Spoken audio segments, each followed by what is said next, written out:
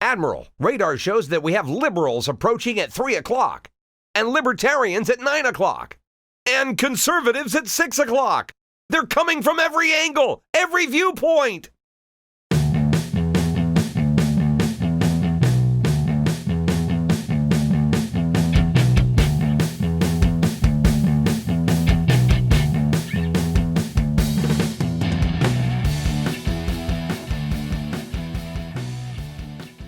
Hello, Green Bay. This is Elliot, and this is Political Radar Green Bay. And I am here, as promised, with your friend of mine, Phil Jennerjahn. Hey. Phil. So, Wait, you forgot to add the most popular man in Green Bay, Phil Jennerjahn. Oh, I'm sorry. I must have missed that. Well, you know, you go on the internet, you'll see it. Where did Jacob end up on that? It's clear. It's obvious. Okay, go ahead. I know I'm like how many people are in Green Bay? I'm like number 100,001. No, you're like number 15 or something. You're in the mix. Number 15. You're in the mix. You're in the mix. You know what? That would be a fun list to see. Maybe we should run a poll. Most popular people in Green Bay. We should run a poll, Jacob. Mayor Schmidt, Guy Zimmer. Jacob's not even paying attention. Doing something else. Well, you know, popular. You know, what does popular mean? You know, infamous, famous? I don't know. Infamous, yeah. famous, who knows? Right? All right. So I know that you and I like to talk about like a lot of national things, but I guess I'm going to say I challenged us to talk about as many local things as we could. All right. So you said you came in with a few things. So a long list. Okay. First of all, you know, hit it up. I called. You know, I don't like the mayor, Eric Genrich. I don't think that was a good choice to elect him because he's kind of a far left, kind of a lunatic liberal. And you don't think that Green Bay is a liberal city? In some districts. I mean, I think it's kind of purplish. I mean, I think there are some areas where, people who live like on the water up by Bay Beach or something, they have a little bit of money there. You know, they're not going to vote for higher taxes like Genrich did. But there's some districts, were definitely dark blue. So, So people with money aren't liberal? Some of them are, yeah. Warren Buffett's he's pretty left. He said some crazy things recently that I didn't agree with.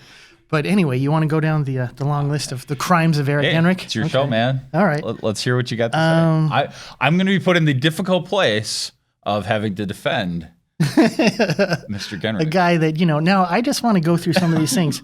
Now, I'm a conservative, but I also have some strong libertarian leanings that I feel that, maybe government shouldn't even be involved. They shouldn't be doing this. But these are all bills that passed and became state law in Wisconsin, which means they affect everyone in Green Bay. Okay, so that's local. Genrich, he voted no on AB 82, which was the unauthorized use of food stamps, which means that, the Republicans state legislature said they didn't want people, running around and stealing and trading and swapping food stamps because it's a government support program. And they didn't want fraud and stuff going on, so they made a law against it. Genrich voted no, but they sailed right past him. So no one. Here's some ones that you might not like. No on SB 206 ultrasounds. The state legislature, they don't. And there are several laws we're going to go over here that they've really slammed the door on abortion in Wisconsin. They've really done everything they can to crack down on it. And so SB 206 says the doctor has to show a woman an ultrasound of the baby to, discourage the idea of her getting an abortion. Sure. Which, I know your libertarian beliefs. It's kind of in an infringement a little way. But basically what the state is saying, they just want, they want the woman to realize that it's just a human being in there. They don't want this woman getting an abortion. So, of course, Genrich voted no. No, we can't. So on each of these, were these things that were going to pass anyway? Oh, well, at the time, the Republicans had the numbers, so most of these were going through. So you know what I mean? Because sometimes this is the way the game is played, right? Something's going to pass anyway, so out of a statement or out of some sort of a principle. Political stance. Right? Yeah. So... he's definitely a poser. He's big on posing. Oh, I vote against this. But I mean, but sometimes that's appropriate, So like I would, so Rand Paul voted. Sometimes their party's ideology or dogma almost dictates that you have to oppose it. So. Well, but even if everybody else doesn't, so the first responders 9/11 bill, right? That Rand Paul got a lot of heat on saying, hey, we got to be able to pay for this, though, right? So he was kind of standing alone, but he knew it was going to pass anyway, right? So there is a piece of that where sometimes like. If it's going to pass anyway, you can be principled, but your principles kind of aren't really coming into question because it wasn't really close anyway, right? If it was going to be a close vote, maybe he would have reconsidered some of these. I'm just tossing that out there as devil's advocate. Well, Rand Paul is kind of a weird bird. He because of his, him and his dad's beliefs. Have you looked in the mirror? Because I look in the mirror all the time, and I'm very careful when I call. No, but the steps he takes, sometimes, I went crazy when he supported Mitch running for re-election in Kentucky. I didn't like him. Yeah. And I said that's a horrible choice. But then he comes out with these great ideas and throws out, it's like hit and miss with him. Like every other thing he does, I hate, and every other thing he does, I love. But part of that is pragmatism, right? So part of the whole thing of politics is, you got to be pragmatic once in a while, right? Sometimes, yeah. So, all right. So I'm just putting a blanket over this whole thing. So continuing, the crimes of Eric Genrich. All right. The crimes. We got to put a title on this, Jacob. Yeah, that'll be the name of the episode. The crimes of Eric Genrich. Voted against ultrasounds, selective sex abortions, which I really disagree with that. Not just theoretically, but you talk about pragmatism. Like countries like China and India are going to have huge problems in the future because they have 30, 40, 50 million extra men because they aborted all these unborn women. And these men can't get married. They're never going to have a spouse. They're never going to have kids of their own. And they're going to be angry and frustrated. There's going to be rioting. And eventually, probably India and China are going to burn up these extra men by going to war with somebody and getting, tens of millions of people killed. That's what abortion is going to lead to. All right, so another one, AB 216, state health plan contributing to abortions. The Republicans and the these aren't all going to be abortion, are they? No, there's 4 or 5 of them. Okay. I can skip to some of the non-abortion ones. Can we just say that he voted in favor of abortion whenever abortion came up? Yeah, whenever there was an ability to have an abortion, whether it had to do with sex selection or whatever. And I mean, I think 60% of people would agree with him in this state, though, right? Yeah, but like you said in one of our previous episodes, you said it's already decided, but it was decided wrong, just like some Supreme Court decisions are wrong. It's just, if you go back and look, Dred Scott, that was a Supreme Court decision. He said, well, a black man, sorry, you're not a citizen, you're property. And it was like, what? Like nowadays, that would be considered insane, but that was the Supreme Court's decision at the time. Plessy versus Ferguson, it's okay to keep, a separate black school. And, there's been so many wrong decisions. Roe versus Wade is another one. It shows disrespect. I think it was decided correctly in the wrong way. I think the way we're doing marijuana shows that doing things gradually, state by state. And let's get back to the crimes of Eric. Let's get back to the crimes of Eric Genrich. Voted no on SB 1, lowering the state income tax. That's a pretty simple one, not real complicated. Okay. Doesn't bring any religion into it. SB 1 of when was this? All of these were in the last 5 or 6 years. I mean, I only went back to 2013. His crime list may be way longer than I know of, but I just went back a few. All right. Years, All right. Okay. We're gonna put this list online. Okay. SB 44 ends union participation by force, which I totally agree with that. Like one of the things when I first came to Green Bay, I thought about maybe getting a job at a UPS. Drive one of their delivery trucks. Yeah. I went and he said, well, if you get in here, you have to join Teamsters. And I'm like, well, what if I don't want to join Teamsters? They're like, well, too bad. If you get in, you have to join Teamsters. I'm like, oh, great. So I didn't like that at all. And I'm sure you can't like that as a libertarian, someone saying you have to join a union that you may not ideologically support their choices and they're going to take money out of your paycheck by force and do what they want with it. I just don't agree with it. I'm not against unions in general. I mean, if people want to do it voluntarily, that's fine. There's no law that says they have to. No law, but the UPS policy at the time was, So you're saying that we should have a law that forces a company to say no. This law said it ends the policy of employers and cannot force you to join unions. Right. Which some of the teachers and some other stuff. So you're forcing the employer to say, even though 99% of the people want to be in this union, or let's even say 60% of the people want to be in this union, because they'd have to have a majority or the union would go away, right? So 60% want to have the union. we have to allow 40% of them to not be in the union. Then we got to screw around with this, even though 60% of them are unionized, and that's not really a very efficient way to run our business. We either want everybody in the union or nobody in the union, so we can't allow them to have that choice as a business. I just don't like the idea of not having choice at all. I mean, it's okay. You know, I'm perfectly okay with people being in unions voluntarily if they want to be in one. If they want to say, like, if someone's a teacher and says, yes, I want to take a big chunk out of my check and hand it to this teacher's union every week. If you want to do that, you go for it. But I don't like when they say, you know, you're just in it regardless, and we're taking your money whether you don't like it or not. That's just wrong. Okay, it has to do with personal freedom. I think when it's a public sector thing, that's a totally different story. But I think when it's a business, you have a choice to not go work at that business. Yeah. Well, I don't know. The Republicans really slammed the unions in this state. And remember how everyone went crazy? They were going down and I don't know, man. Going nuts. You're putting me in a pickle here. And vandalizing the Capitol building. And so far, I think I'm with you on the tax one. On the tax one. All right. He voted no on SB 533, prohibiting local communities from creating their own little ID cards. And I think what they wanted to do there was to prove that, you know, you're only allowed to vote here, or you can only collect a welfare check over here, or something like that. But as, you know, you might support that one as a libertarian thing, saying, like, we don't want little local communities saying, like Green Bay saying, like, well, we want to keep people out of here. You have to show your Green Bay ID and say that I'm a resident here, or something like that. Well, I'm a Christian, and in the Bible, what does it say? It says a lot of things. You have to be more specific than that. I'm being facetious. I don't consider myself to be a Christian, but somebody put on in the Bible says that you need to treat foreigners as you treat anybody who's not a foreigner. Love your neighbor, that type. Even of stronger than that, though. Yeah. All right, let me get to another crime here. Oh, here's another one. AB 450. Eric Genrich voted against a bill that would, like, it says for the local law enforcement, if you want to participate and communicate with immigration enforcement authorities, it said this law says you're not allowed to interfere. Basically, you can't have like a sanctuary city in Wisconsin, which I've never heard of there being one, and this law would prohibit it. In fact, it punishes the crackpot politicians who would do stuff like that. It says basically, if you do anything that interferes, we're going to take like $5,000 out of your pay or something like that. It was pretty punishing, but of course, with his ideology and dogma, he had to vote no on that. Yeah. You know. So you don't believe in states' rights? I definitely believe in states' rights, very strongly.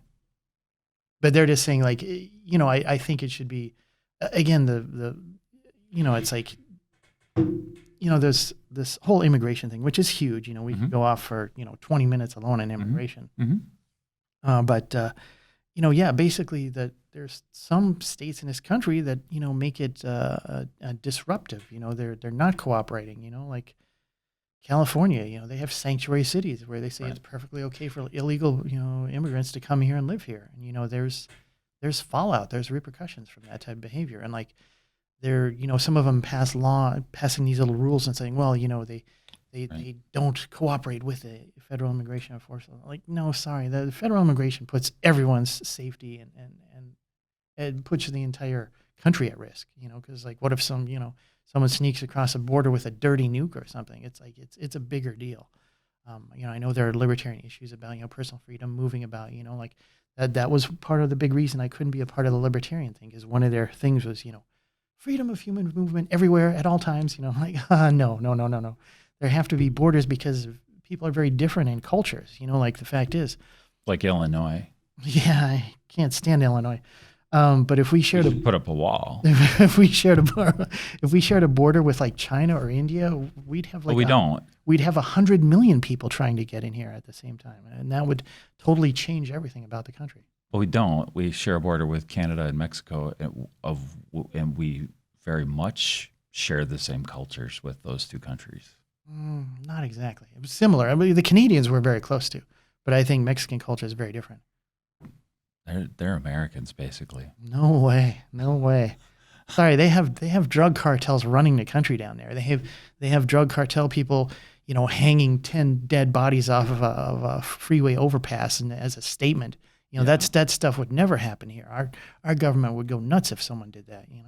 I mean, you just that type. Because we're willing to spend trillions of dollars on drug wars, right? Drug wars. Uh-oh, you're starting to get national again. You're breaking away from the Green Bay. I I believe those could be local issues, definitely. We had the county board was asked to vote on whether they would pass a resolution on marijuana being legalized in the state of Wisconsin, and they were like, well, we don't even think it's our place to even have an opinion. Kind of a cop out. The whole thing is sort of ridiculous. We need our representatives to represent us, and we need the. I always criticize the libertarians for being a bunch of potheads, and this is why I drifted into the Republican area, because they were fiscally conservative for a little while. But then they drifted away from being fiscally conservative. Then I realized there's nothing left for me there. So now I realize the whole folly of the drug war, though. It's insane. It's insane. And we spend so much, and it causes killing. I mean, we're causing that. We're outsourcing the war to Mexico. And then we're blaming them for having terrible people. Like, that's not really fair. I mean, if these things were legal, they wouldn't be killing. There wouldn't be drug cartels if there's no money in it. A big part of the problem is the level of punitive behavior when it comes to drugs. I mean, I still, I'm Christian conservative. I don't think drugs are a good idea. I think they cause a lot of harm. I think every society and culture should be able to, make their rules about how everyone wants to live. If California says, which they did while I lived there, says, we now have medical marijuana. You can just get your little ID card and go. I didn't like it, but the fact is I always felt that the drug laws here are a bit too punitive and take up too much of our resources. It's like, the fact is, it's troubling from a libertarian point of view, and you're very libertarian. A government that can declare that marijuana is illegal could also declare that a tomato is illegal, or an olive, or a bale of cotton. I mean, it's ridiculous. You start to, there's a slippery slope there. And I don't think the government should be able to say that marijuana, a naturally occurring substance, just grows out there in the wild. You can declare it to be illegal. It's not, the thing is with drugs, it's not the drug, it's the human effect and the toll that it takes. They don't, they're making drugs illegal because they don't want crackheads running down the street and breaking into your car to steal your car stereo to get $50 for drugs. That's why they are punitive on drugs. Now, the thing is, I don't feel they have a right to be that punitive. Those are like thought crimes. Well, they are. No, some of them are physical crimes when someone breaks into your car. But they're not, though, right? Because we're punishing people before they get the chance. Well, no. That's what drug laws in are. America, a lot of drug laws are. A lot of the laws and a lot of the activity is knee-jerk behavior because something bad happened. Oh my God, we must do something. Like, like Elizabeth Warren, lunatic, saying like, oh, there were shootings. We must act. We must do something. Kamala Harris, oh, we must do something. And then innocent people get caught in the crossfire. No pun intended. Yeah. And we end up with more and more people in prison. Yeah. Well, let me get back to another crime of Eric Genrich. More for the list. You probably won't like this. I don't even have them all on here. AB 299, free speech on college. Basically, the conservatives felt it was a little oppressive that some of these students were going a little crazy and saying, like, if someone like Ben Shapiro wanted to come out, give a speech, everyone, rioting and causing trouble, they said, okay, we're going to punish you if you don't allow free speech. Genrich voted against this. So what did this impact, though? Was this just on the UWs? Not really sure. I think it was more of kind of an ideological protest in general. But I mean, the fact is, like, free speech on college campus. But can't everyone support that? Come on. I mean, no. This is a free country, isn't it? No. What? My default on any law is to vote no. The details matter. They do. So if this is just for the UW, then and of course, absolutely, you should be supporting free speech. And of course, there may be minor details in each of these laws above the huge ideology portion of it. There may be minor details that Genrich didn't like, which sometimes that happens in conservatives too. That there's certain law comes down there like, well, we really in general support this but because of this detail, we have to vote no against it. And, if Genrich came on a show and gave his, excuses or, That's reasons or bills should be limited to a paragraph. He's not going to do that because there's no benefit to him. Right. He won't be doing it. So, okay. So also AB 10, photo ID for welfare. To receive welfare, they need to make sure you're not scamming, pulling a scam and saying, okay, I'm going to go collect a welfare check over here in Janesville, and then I'm going to hop on a bus and go collect a welfare check in Milwaukee, and then hop on a bus again, go collect a welfare check in Green Bay. So the overall like numbers on welfare fraud are low though. Like there have been studies done, and the numbers are really low. Like it's below 3% always. I don't agree with that at all. I mean, it might be low. It might not be 90 or 80%, but I honestly believe there could in any financial transactions, I honestly believe there could be 10, 15% fraud at any time. So. But what leads you to believe that there's more than 3% on this? That's just what I believe. I just believe there's a lot of people, committing welfare fraud. So, like when I lived in California, like you would drive by the welfare office, and there would be like 150 people standing in line. It's like, okay, there has to be a lot of abuse there. It's like, well, there are millions of people who live in California, so 150 people doesn't sound like. But the thing is, there was all types of scams that go on in the world that people don't think about. They don't even realize them until it's too late. Like when I lived in California. For example, and I don't want to pick on one community, but the Armenian community, there was a bunch of people in Glendale who were, they didn't have a way of controlling it back then. They would just go and get like 15 driver's licenses with like slightly different names. And then they'd get, a ticket for going 85 on the highway, and they'd just take that license and destroy that one. Okay, take my next. But that's a photo ID. Yeah. So that would circumvent this anyway. No, not really. But this is the older days before. And because California didn't realize these scams were going on, there was all types of problems resulting from this. And that's when they started to come up with, like, now you go to the DMV and you put your thumb on the little scanner, and it scans your fingerprints so it can like track you and totally locate you and prevent that type of behavior. But before that, there was a lot of abuses going on. Yeah, I'm not for you don't buy it. You don't buy it. Yeah, because like you said, if we can pass a law against marijuana, we can pass a law against anything. And we're tracking everybody. And you have a Mazda. Oh, those are illegal now. We're going to take you away. They are tracking people now, and it's called this thing right here.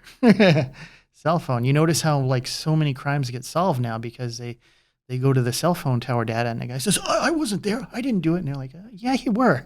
In fact, your cell phone and this girl's cell phone went for a drive up into the woods, and her cell phone disappeared, and you came back. Well, that's how they get caught. So, yeah, they're sometimes. Left and right. And so we need to be, the accuracy of those things are not absolute. But they can put you in a certain area. You were absolutely there. Yeah, like they say about the cell phones. 3 mile radius. They say about the cell phones, though, they don't lie. They don't have a political agenda. They have no reason to. Right. But within 3 miles. Just data. You were within 3 miles. Well, you went. Location. Like people who kidnap and murder people, they say, well, the person you killed, their cell phone was clicking off these towers going up the highway at the exact same minute yours was, which means they were in the same car as you. And then you buried them out in the woods, and that's how they get caught. So it's happened a lot of times. A lot of that stuff is fiction. All right. Well, let me talk about some of the national stuff.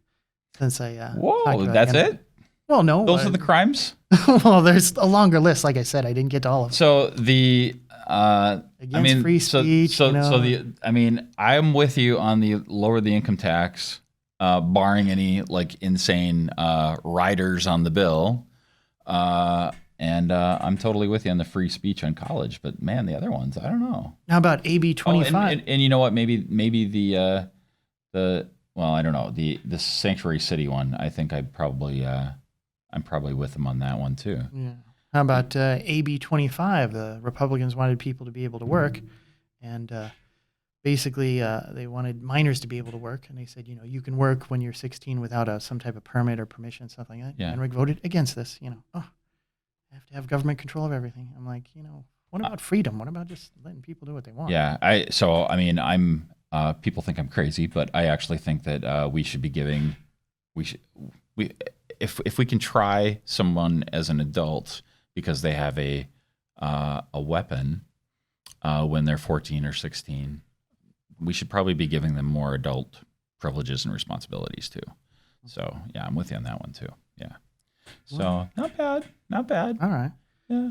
I don't like being put into the position of having to defend too much anyway. All right. So aside from these things from his past, how good a job do you think he's doing in office so far? He's been there 100 days.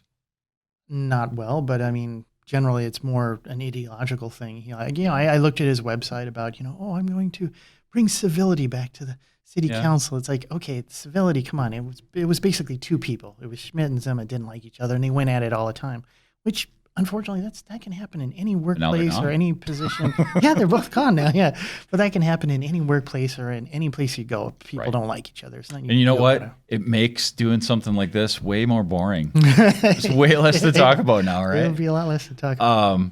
So what do you think about the proposal that he had to use city funds to pay the city employees to volunteer? Really disturbing, right? Really disturbing. I mean, people volunteer on their own. Why does he need to use taxpayer money to pay the city employees who are already getting paid to go out and volunteer? It's just insane. But this is what big government does. They start to stick their tentacles everywhere and say, we need to influence, control, and interfere in everything. So obviously I disagree with them, but I'll try to present the other side, right? So the other side I've heard is that it helps with attraction and retention of good employees. Don't we want that as a city? Anyone can make that argument. Every person that runs a business, runs a company, can say we want to keep quality employees. So I think it's kind of an empty argument. But do you think the city is fighting for employees with businesses? Most local governments, are somewhat corrupt. I mean, that thing about paying them to volunteer, there's all types of scams going on that most people don't know about. Like most local governments, maybe not Green Bay so much, but a lot of hundreds of cities around the country are not only teetering on bankruptcy, they are deep in the red because they have these ridiculous programs. They make ridiculous promises. They tell people, oh, you can do this. I mean, you realize California has 4 million people on pension, government pension in California. 4 million. That's larger than the population of a lot of states. I mean, that's massive. They're going to go bankrupt. Eventually, their state government is going to collapse. The math is, it doesn't work. And they can keep borrowing. They can keep digging the hole deeper, but it's not going to change. They're done. I'm actually kind of glad I don't live there anymore. I got out and while it was, and when I see on Facebook, I see all my friends, hey, I just moved to Texas. I'm like, hey, good for you, man. Cause that state is in a lot of trouble in the future. So, So what do you want to talk about nationally?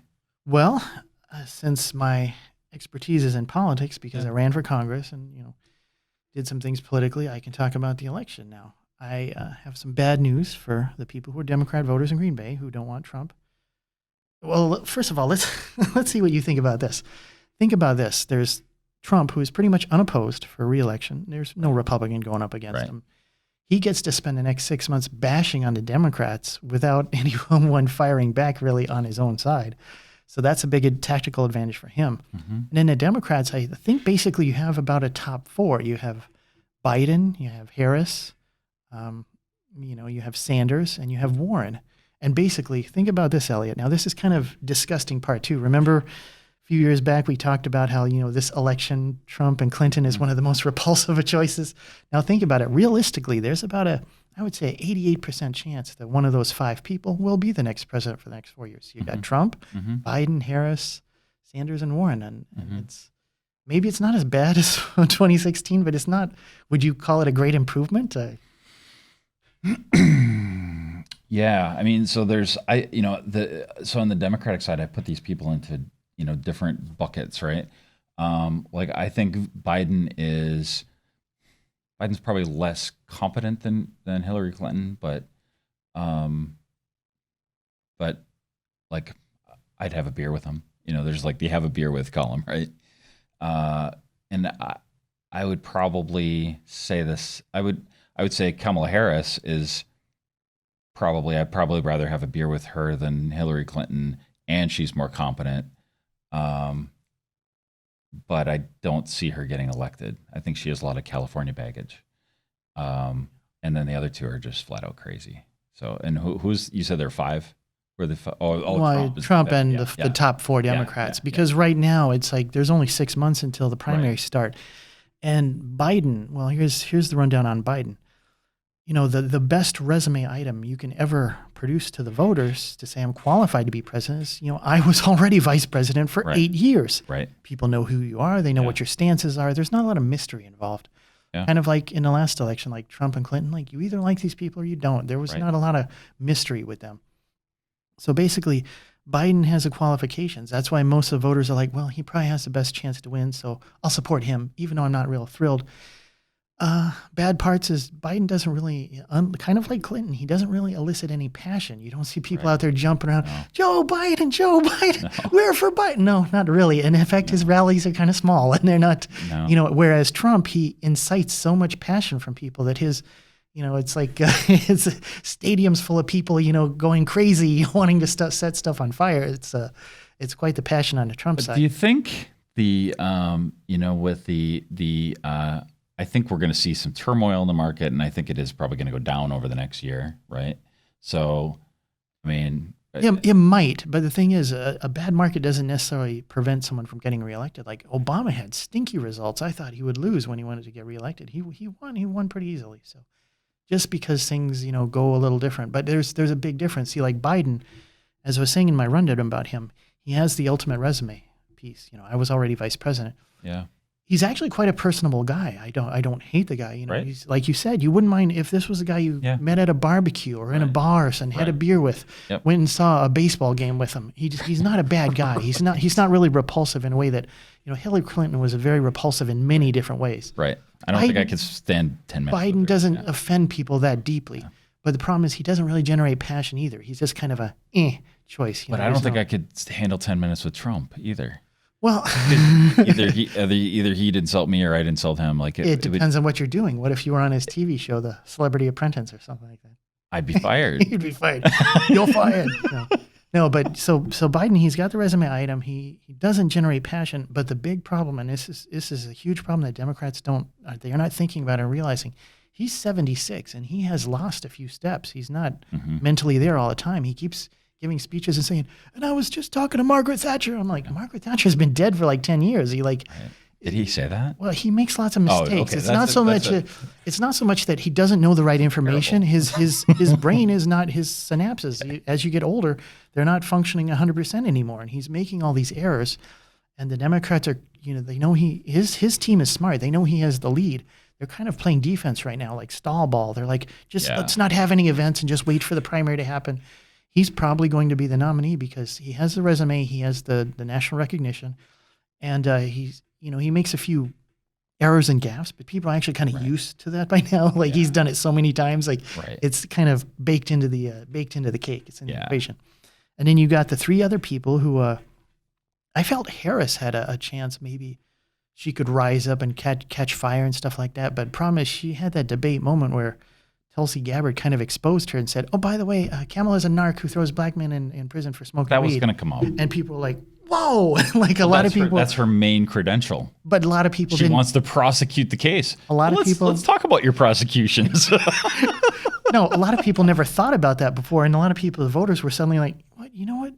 Kamala is a narc and she did throw black men in jail for smoking weed and laughed about it. It's like, that's nasty. That's not going to go away. So I think she's damaged now. Yeah. She could come back, but I think the chances are not high. Right. Then you got... but she can't just laugh it off because she's trying to play off that she's not the old guy like Biden is.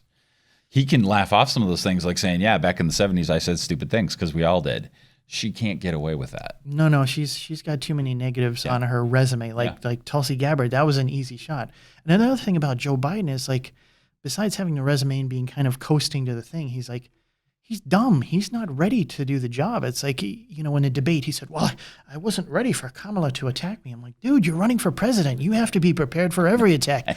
You should have had a team going through and saying, okay, this is what Buttigieg is going to say about you. Right. This is what Booker is going to say about you. Right. This is with the attack. He should have been ready. He said he wasn't ready for it. Yeah. Well, dude, maybe you're not ready to do the job. Okay, maybe you shouldn't be president. And like Democrats, if I was a Democrat, I'd be in a panic right now because you got Biden, who's kind of like mediocre, who's winning the field. Well, and evidently he must have a mediocre team. Yeah, well, and then you got all these other candidates who don't really have any traction. Like nobody seems to be a rising star. Like, I'll put it this way. Like this guy, I don't like him. Buttigieg, the Mayor Pete, Mayor of South Bend. I would definitely have a beer with that guy. I don't like him because of many ideological differences between us. Differences, whatever.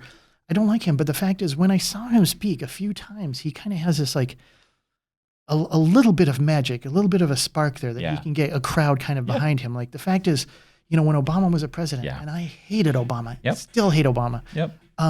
I didn't admit that the man was, dynamic in a certain way. Charisma. He had a certain amount of charisma, and he could get a crowd behind him. He could get up there and drum up his speech and get the troops marching, and get everyone excited. I don't see anybody like that right now. There's no passion for anybody. Probably the closest one. Closest to it, but the problem is he's very young. He's only like 38 or something. But He's we haven't barely seen the last of him either. No, he may run again. He may be building his resume to be president 8 years from now, 12 years from now. Who knows? But these things happen. But he's the only one I see that has like a little bit of a spark. Also, Tulsi Gabbard, who she served in the military. That's important to me, and she has respect for the military service and stuff. And she stuck the shiv in Kamala, kind of ended her career by saying, "Oh, by the way, she's a narc who throws black men in jail for smoking weed."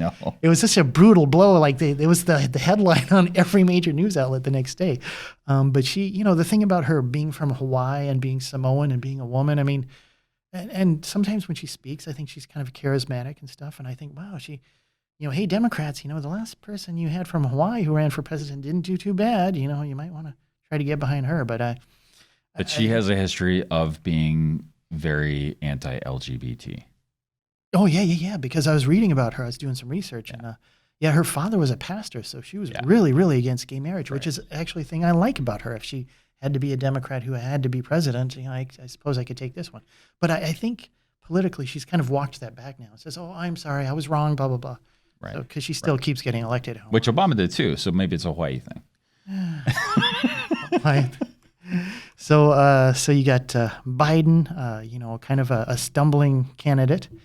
You got Harris, who's damaged, and then you got Warren, who I think is a lunatic, but she seems actually kind of sharp about what she wants to say in her positions and stuff like that. And then you got crazy crazy Bernie Sanders, who, I would love it to be Sanders because he's totally incompetent. Like I would love him to be the candidate because Trump can say, look, this guy has waving his magic wand saying, I'm going to solve this problem. Government magic.